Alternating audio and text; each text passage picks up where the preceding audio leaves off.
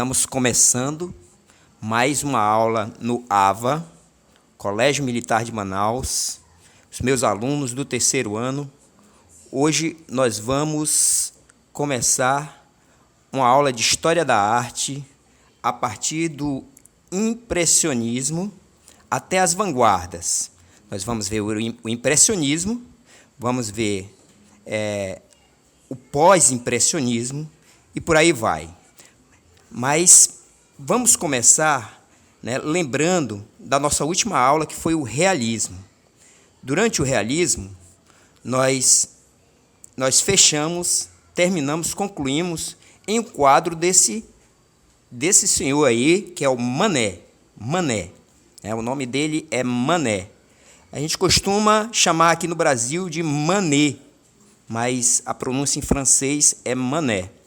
E o Edouard Manet, ele, para não se confundir com o Monet, a gente vai sempre chamá-lo de Manet, apesar deles serem contemporâneos. Manet e Monet são contemporâneos, mas o Manet era um pouquinho mais velho. Muito bem. Então, o quadro principal do Edouard Manet é esse quadro aí, Almoço na Relva. O Manet, igual o Millet, que a gente viu lá no realismo, ele está na transição, saindo do realismo e adentrando, ele vai se tornar impressionista, iguais os outros impressionistas que a gente vai ver. Mas ele é do realismo e ele dá um início àquilo que nós chamamos de impressionismo. A gente vê que ele passa a pintar já de forma diferenciada.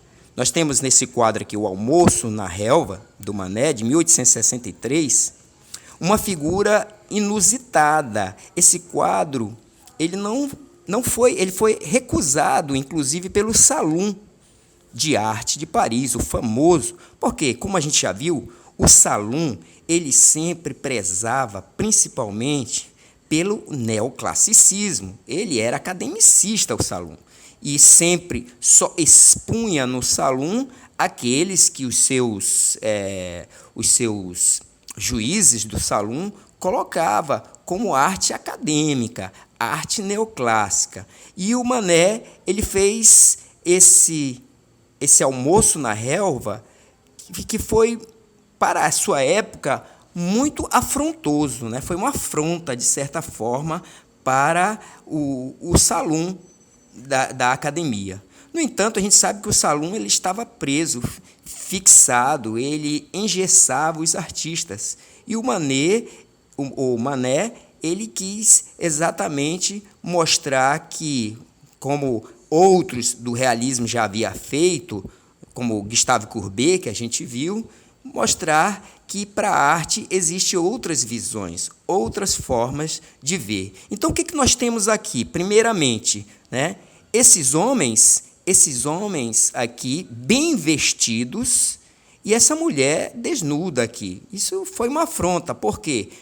Professor, você pode dizer, professor, mas sempre o nu artístico aconteceu nas belas artes e nunca houve nenhum tipo de problema. Sim, mas o nu artístico das belas artes, do academicismo, do barroco e de outras fontes, sempre aconteceram escondidas, veladas, dentro do passado, ou daquilo que era mitologia, ou daquilo que era a história do passado. Mas o Manet, ele apresenta figuras contemporâneas aqui. Esse aqui seria, o próprio irmão do Manet. Esse aqui, outro, seria seu cunhado. E eles estão vestidos de roupas bem elegantes, roupas contemporâneas da época. Então, eles não estão se prendendo às fantasias ou mitologia do passado. São figuras reconhecidas, que as pessoas conheciam. Mesmo a mulher aqui, essa mulher presente, ela é a principal modelo que o Manet utilizava. A principal era uma mulher conhecida também do seu tempo. E ela está feita de forma chapada, olha, de forma chapada. Ela não esconde as curvas, como fazia-se no barroco ou no academicismo, de forma suave. Então, não tem o chiaro escuro do barroco ou o chiaro escuro, mesmo lá do Renascimento. É o que nós verificamos, né? A outra mulher aqui também parece estar saindo das águas, como Vênus, mas ela está também em uma proporção muito grande para o local que ela se encontra. Ela tinha que ser bem... Então, ele quebra toda a estrutura do quadro, fazendo uma mulher aqui vestida, de certa forma, ok, mas tomando banho, não sei, mas é muito grande para o tamanho do quadro. Então, você vê também que nas figuras que sempre foram feitas pelos pintores acadêmicos, renascentistas, do barroco, do passado,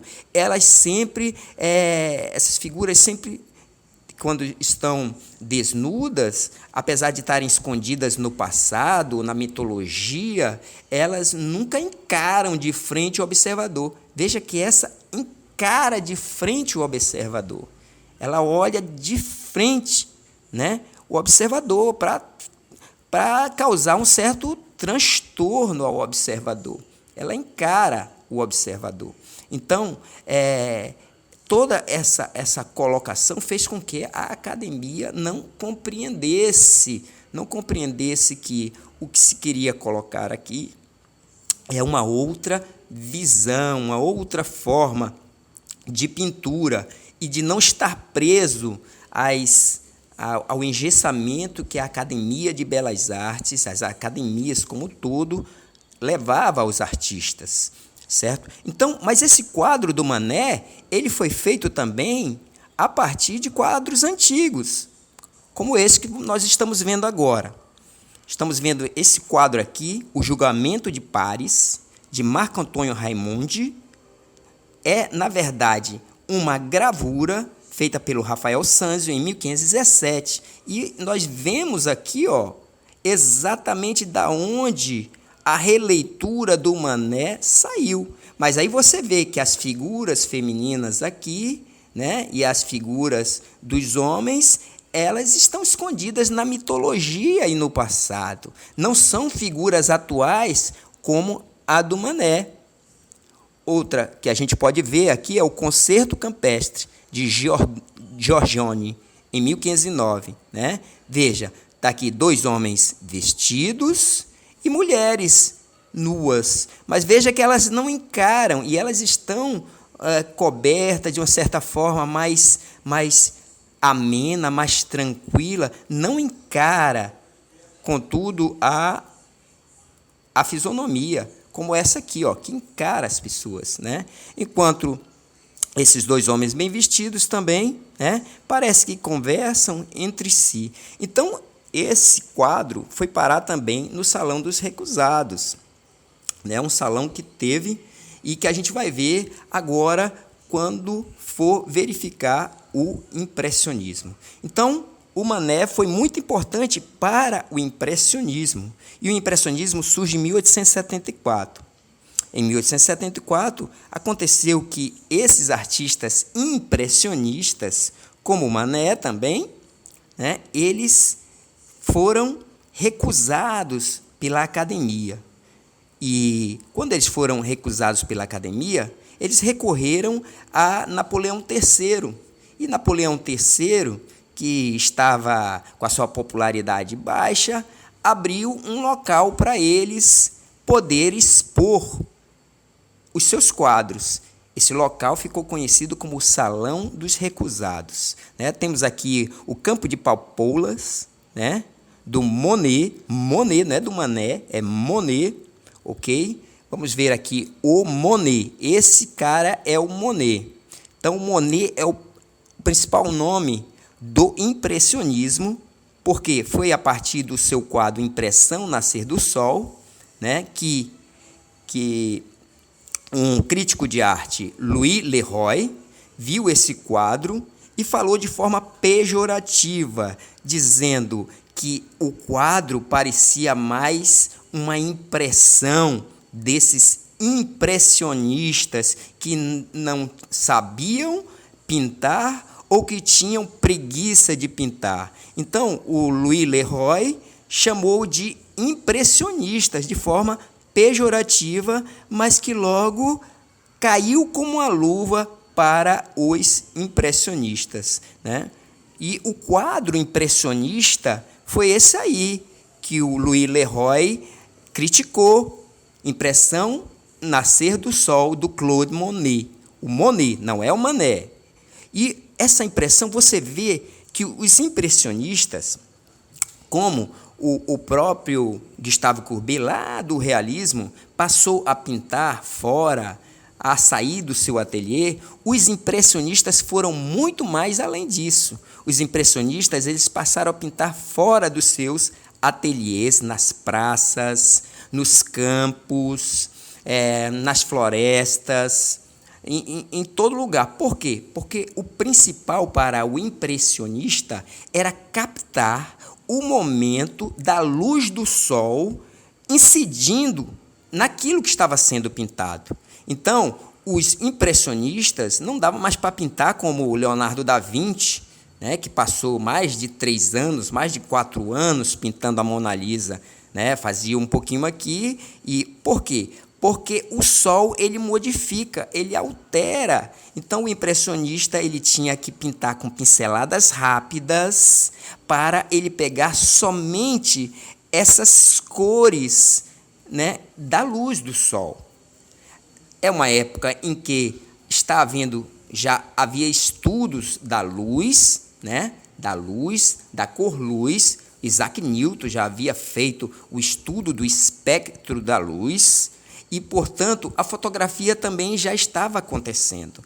Quando a fotografia surgiu, achava-se que a pintura ia deixar de existir, mas, na verdade, a fotografia só veio valorizar a pintura, e a pintura agora ela é vista como uma forma de captar essa luz e incidindo nos corpos, que é a cor-luz, como nós chamamos. Temos 3 tipos de cores: a cor-luz, a cor-pigmento, né? E as cores, principalmente, que sai da retina dos nossos olhos. A cor óptica, que é a cor conforme os nossos olhos veem. Mas isso a gente vai ver mais lá na frente, de uma forma mais estudada. O importante é você entender que, para os impressionistas, essa luz ser captada era o que interessava. Nós temos aí a Ponte d'Argenteuil, de Monet, no Museu d'Orsay também. Veja a captação da luz. Veja que, para o impressionista, também não é importante delinear a pintura. É como se fosse uma foto desfocada. Não há delineamento da pintura. Não há delineamento, porque, para o impressionista, o importante é captar a luz do sol, a luz natural ou a luz artificial, conforme o local onde ele está pintando, no momento em que ela está sendo registrada, né? As Amapolas, do Monet, né, está lá no Museu do Impressionismo, em Paris, e veja exatamente o que a gente está dizendo, né? Os impressionistas saem e vão para as praças, para os bosques, para as florestas, para os rios, pintar essa colocação para verificar. Então, o Claude Monet foi um dos principais artistas do impressionismo. E os impressionistas, eles venceram logo, porque depois de 1 ano, 2 anos, foi aceito como pintura. Depois nós vamos ver que outros pintores, como Van Gogh, vão dizer para ele que ele não pintava também, e vão dizer para ele: por que você não pinta como os impressionistas? Veja bem, os impressionistas eram mal vistos, eram vistos como aqueles que não sabiam pintar, mas logo depois eles são valorizados. Tanto que a maioria dos artistas impressionistas viveram com condições financeiras muito boas, porque seus quadros eram vendidos. Temos outro nome do impressionismo aí, é o Auguste Renoir. Esse é o Renoir. Renoir, né, morreu velhinho, e foi um grande artista impressionista. Foi um grande artista impressionista, o Auguste Renoir. Vamos ver algumas obras do Renoir. Verifique também que o impressionismo ele surge na Belle Époque europeia. O que era a Belle Époque? A Europa estava vivendo uma época de crescimento econômico muito grande, de desenvolvimento, revolução industrial, as grandes navegações haviam passado, grandes revoluções industriais. Então, o desenvolvimento e o crescimento de uma classe nova, que era a burguesia, fazia com que o impressionismo fosse uma arte voltada para a burguesia, uma arte totalmente voltada para a burguesia. Então, veja bem, você não vai ver em quadros impressionistas aquilo que você viu no quadro realista.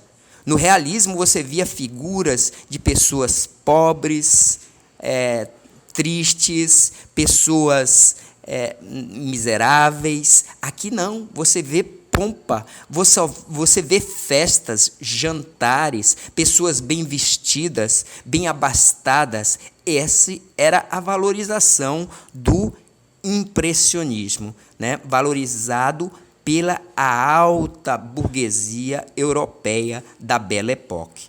Temos aí a senhora Carpentier e suas filhas do Auguste Renoir, em 1878, bem vestida. Temos aí Le Moulin de la Galette, também do Renoir, está lá no Museu d'Orsay, em Paris, e você verifica as pessoas bem vestidas e que as pessoas estão participando de festas, de jantares. Sempre o impressionismo vai trazer esses valores, que eram valores principalmente, basicamente, da Belle Époque e da alta burguesia europeia. Temos outro grande nome aí do impressionismo, que é o Edgar Degas, né? Edgar Degas, esse cara aí, né? E suas bailarinas, ele ficou conhecido como o pintor das bailarinas. Tanto ele pintava bailarinas, como ele fazia pequenas esculturas delas. O Edgar Degas ele queria captar o movimento gracioso das bailarinas e se utilizou muito disso utilizando a luz que não era a luz natural, né? Que não era a luz natural, a luz de locais fechados, como de teatros, os locais onde estavam as bailarinas, né? Uma luz artificial. Mas você vê a pujança sempre, o balé clássico, né, da alta sociedade, da alta burguesia. Então, novamente, você verifica que sempre as temáticas do impressionismo trazia esse desenvolvimento econômico da Belle Époque europeia. Do impressionismo, se dividiu uma outra forma de impressionismo, que foi o pontilhismo. Temos o Serrat, aí, o pontilhismo. Como o pontilhismo? Pontinhos. As pinturas eram feitas com pontinhos. Apesar de ser expressionistas, eram feitas com pontinhos. E veja bem, mesmo assim segue a colocação impressionista da Belle Époque, como a gente colocou. Veja, pessoas bem vestidas, ou com pouca roupa, mas porque estão tomando banho. Pessoas bem vestidas, pessoas se divertindo, pessoas jantando, almoçando na relva, coisas parecidas, mas sempre pessoas que denotam uma pujança econômica. Sempre a Belle Époque, né? E o pontilhismo ele surge a partir da luz também, né? Foi o desenvolvimento mais tarde, até o que nós conhecemos hoje de vídeos de televisão, partiu da ideia dos pontos pontinhos e mais pontinhos, né? Os pixels são o que nós chamamos de pixels, né? Hoje, esses pixels com várias cores, quanto mais pontinhos, mais a TV, mais as nossas câmeras, mais o nosso celular, ele vai ser mais nítido a partir desses pontinhos, dos pixels. E o pontilhismo, a gente pode dizer que é o início para essa ideia de pixels que nós vamos ter, ok? Então, temos aí a tarde de domingo na ilha de Grande Jatte, do Sierra, né, em Chicago, nos Estados Unidos, e você vê de novo pessoas do pontilhismo impressionista aqui, mas que são pessoas bem vestidas, bem abastadas, da burguesia, né, da Belle Époque, aqui no caso, norte-americana. Temos aqui um ideal também do Eliseu Visconti, um dos nossos grandes representantes brasileiros do impressionismo, tá? O Eliseu Visconti, tá? Trigal aí, olha. Figura, né, um quadro magnífico, belíssimo, e você vê aquela coisa desfocada, como eu já disse, que não aparece os delineados, os detalhes não aparecem, porque o impressionismo ele se preocupa em demonstrar principalmente o reflexo, a incidência da luz solar, natural ou artificial, nos corpos que estão sendo representados. E aí a gente fecha o impressionismo. O impressionismo ele veio gerar uma mudança no entendimento, principalmente do contrário às ideias do academicismo, do neoclássico, das grandes academias. Ele abalou, mas as academias ainda continuaram sendo fortes ainda, né? As academias só vão perder a sua força a partir do finalzinho, que nós estamos chegando agora, do século XIX para o início do século XX, com aquilo que nós vamos chamar de vanguardas europeias. Mas antes, para acontecer as vanguardas europeias, nós tivemos primeiro esses caras aí que nós vimos, o Paul Gauguin, o Paul Cézanne, o Van Gogh e o Toulouse-Lautrec. Eles são chamados de pós-impressionistas, aqueles que vieram depois do impressionismo. Se o impressionismo trouxe algo diferente, esses aqui vão trazer algo mais diferente ainda para as artes do século XX, as artes do século que estava nascendo do século XX. E então nós vemos aí, por exemplo, o Paul Cézanne, busca da estrutura permanente da natureza. O Paul Cézanne, ele busca a estrutura daquilo que ele está pintando, daquilo que ele está fazendo. Ele faz de uma forma estrutural, uma forma mais simplista, né? Por exemplo, se a forma tem uma forma de um quadrado, ele faz a forma do quadrado. Se é cônica, é cônica. O Paul Cézanne, mais tarde, ele vai ser o precursor do cubismo, lá do Pablo Picasso e do Matisse. E do Matisse vão utilizar muito ele. Então, o cubismo, né, do Pablo Picasso vai nascer a partir do Paul Cézanne, né? O Gauguin, cores arbitrárias. Ele vai modificar, alterar. Porque se utilizar de paletas de cores só do que o neoclássico colocava? Cores parecidas reais, cores reais com aquilo que está sendo visto. Não, ele poderia pintar qualquer coisa de qualquer cor, pois a pintura era dele. Esse é o pensamento, a inovação de colocar as cores que queria colocar o artista, o Paul Gauguin. O Van Gogh, a emoção como cor. A gente vai ver lá na frente. E o Toulouse-Lautrec, né? Apesar de ter vivido muito pouco, né? Ele teve uma vida breve, mas foi fantástico naquilo que ele fez, seus traços rápidos, né? A gente vai ver de um por um, rapidamente aqui, claro, né? O Paul Cézanne. É isso que eu estava falando. O Paul Cézanne, ele passa a simplificar a estrutura das coisas pintadas. Temos aqui o Paul Cézanne, ok? Olha, veja essa casa como é chapada, como tem formas mais simples, estruturais. Então, o Paul Cézanne vai ser uma grande inspiração para a vanguarda europeia do Matisse e do Pablo Picasso e Georges Braque, né? O Pablo Picasso e o Georges Braque vão ser os dois caras do cubismo, certo? Então, a gente vai ver que esses pós-impressionistas, eles vão levar a inspiração às várias outras escolas que vão surgir, principalmente no século XX ou no início do século XX, no final do século XIX para o século XX. Tá? Esse é o Paul Cézanne.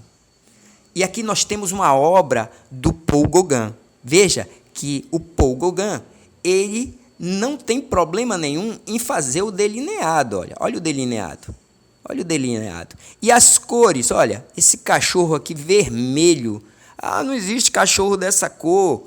Para o Paul Gauguin existe. Cachorro vermelho, cavalo verde. Ele passou a estilizar, a dar uma outra cor à sua pintura. Então, o Paul Gauguin, né, que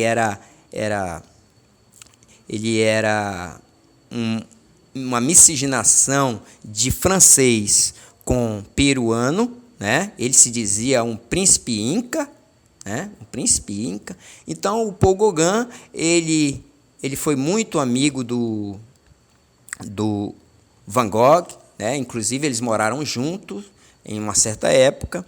E o Paul Gauguin, a gente verifica aqui nesse Areária, né, que é lá no Tahiti. Teve uma época em que ele teve problemas com Van Gogh e ele viajou e foi morar no Tahiti e pintou as pessoas, as nativas do Tahiti.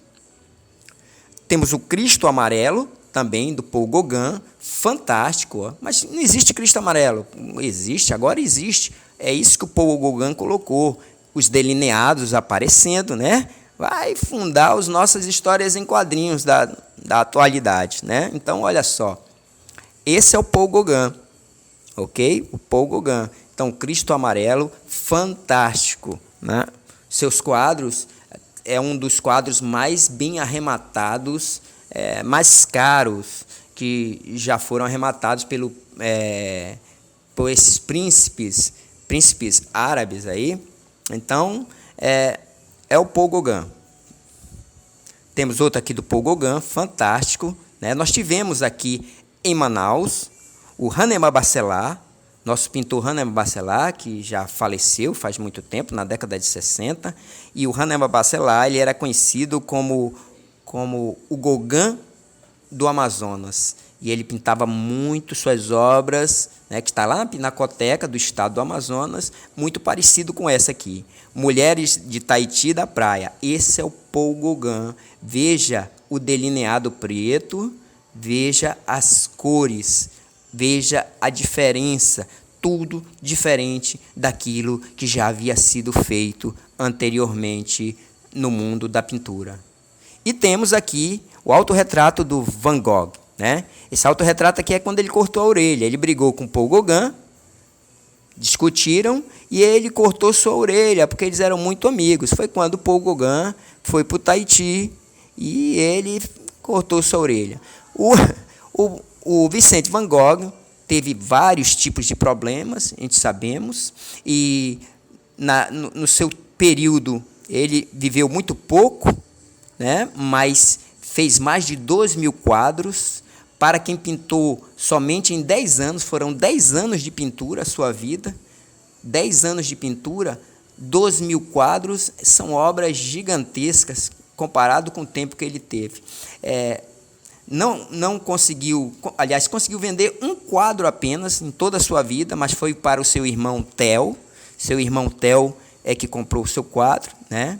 E ele teve uma vida muito difícil, né? Apoiada pelo seu irmão Theo, não conseguia vender seus quadros, né? Seu irmão mais novo, Theo, o ajudou muito, mas foi parar no manicômio, se suicidou no manicômio, né?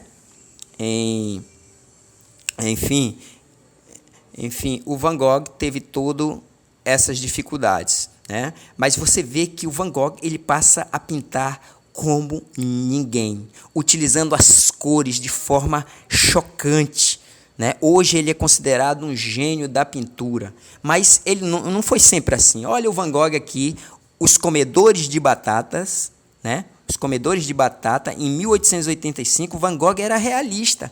Então, como ele vivia viajando por aí, então ele chegou em um canto com muita dificuldade, pessoas muito pobres, e estavam num momento, a única coisa que tinha para comer era batata, né? Então veja que é um quadro bem do realismo.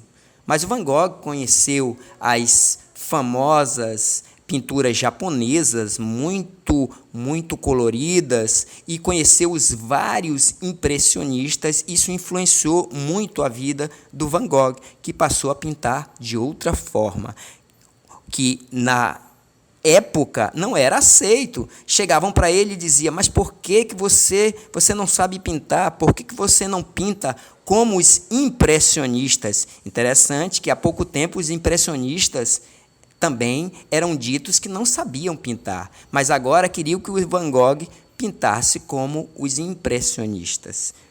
O Van Gogh vai ser, com certeza, aquele que vai inspirar a vanguarda europeia chamada expressionismo. Alguns dizem até que Van Gogh era expressionista e não pós-impressionista, expressionista. Mas o Van Gogh, com certeza, fantástico, a gente verifica na sua forma. O quarto do Van Gogh, quando ele morava em Arles, na França, esse é o quadro dele. Também fantástico, utilizando já essas cores laranja, cores quentes, cores bem chamativas, né? O Campo de Trigo com Corvos. Dizem que em 1890 foi o ano que ele morreu. Então, ele fez alguns quadros de 1890. Esse é um deles. Dizem que era ele, mas talvez seja apenas mito. Ele reconhecendo que o seu tempo de vida estava passando, né? Então, corvos e essa coisa assim violenta, chamativa do grande Van Gogh. Com certeza, um dos maiores gênios da pintura de todos os tempos. E temos aqui o baixinho, Toulouse-Lautrec. O Toulouse-Lautrec, de todos esses que nós falamos até agora, ele era o que menos precisava de dinheiro. Por quê? Porque ele era filho do conde e da condessa. Então, mesmo assim, ele vivia no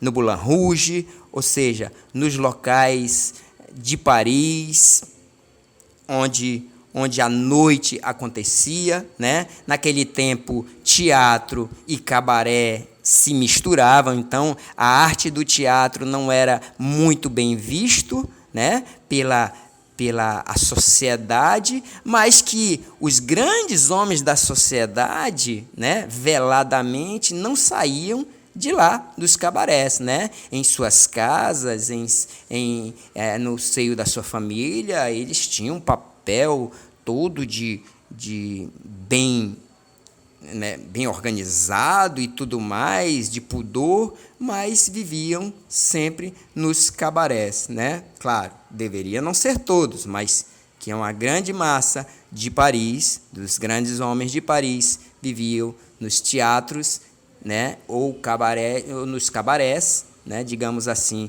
de Paris, como Moulin Rouge, e o Toulouse-Lautrec era um que tanto ele fazia as chamadas, os quadros, os cartazes para os grandes espetáculos, como ele pintava as pessoas, né, e as artistas, né, que viviam nesses locais, ou as pessoas que estavam nesses locais, né? Então, Então, temos vários quadros aí do Toulouse-Lautrec que demonstra, né, essa colocação, né? Esse homem aqui, ele era chamado de o torto, porque realmente ele tinha um problema físico, mas estava lá se divertindo também, né? Então são artistas e chamadas que ele fazia, que ficava né, como cartazes para os grandes espetáculos, né?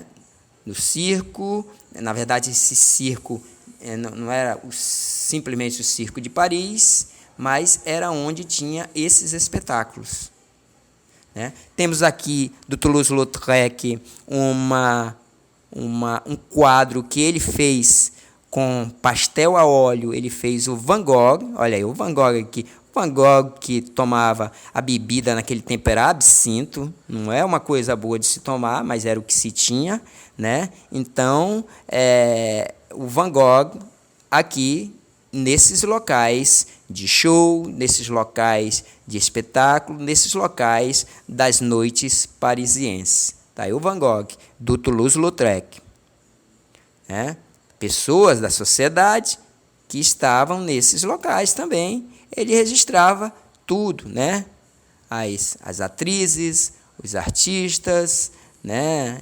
E aqueles da sociedade. Olha, a burguesia, né? Também mesma época de Belle Époque, né?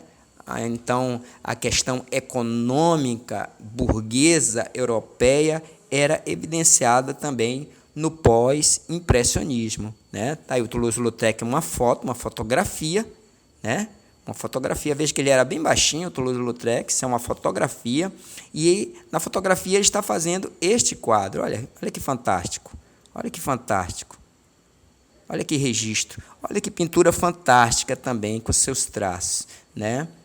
Pinturas fantásticas do Toulouse-Lautrec, ok? Outro quadro do Toulouse-Lautrec, certo? Magníficos, são artistas do teatro, artistas lá que se apresentavam nos cabarés de Paris, nos famosos cabarés de Paris, né? Pinturas do Toulouse-Lautrec.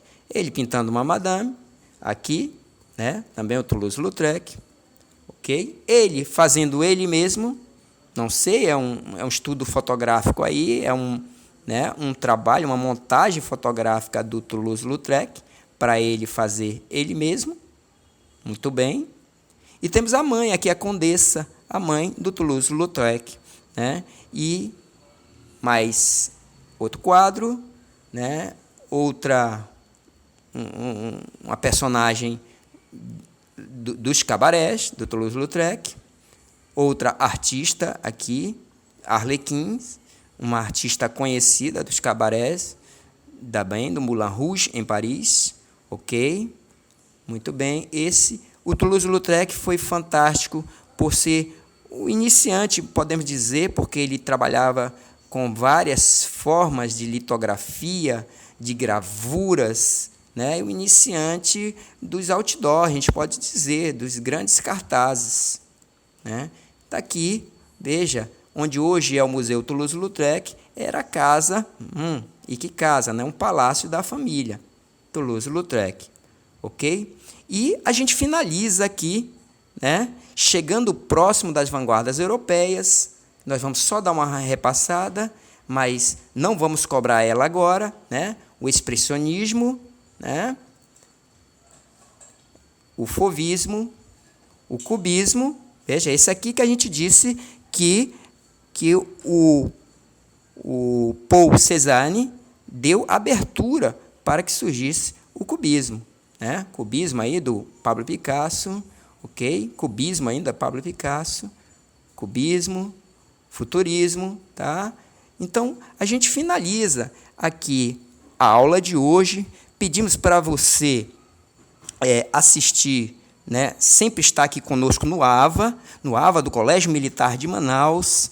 Pedimos para que você participe das nossas aulas, pedimos para que você participe do chat, do fórum, E é isso. Espero que todos vocês estejam com saúde e, apesar das dificuldades, nós vamos vencer juntos. Até mais, meus amigos e meus alunos.